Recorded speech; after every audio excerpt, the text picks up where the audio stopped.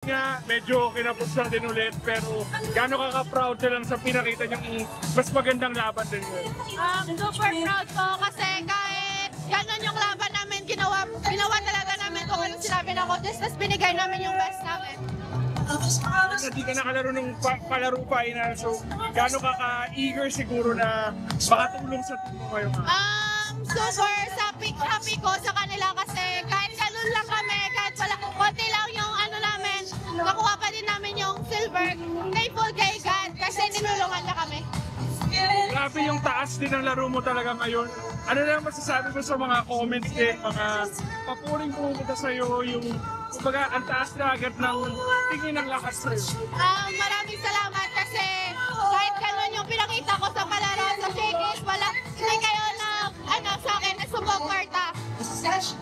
Siguro konting kwento lang sa naging journey mo, parang paano ka napunta sa Dayton, paano ka umabot sa point?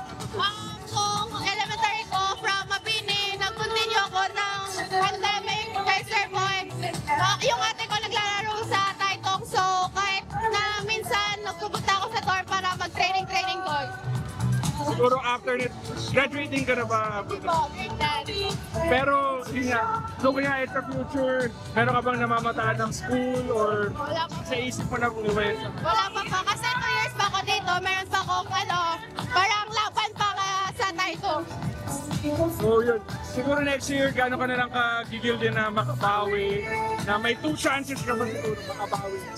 Hindi naman sa gigil, kahit ganun pa din, bibigay lang namin yung best namin sa loob ng court.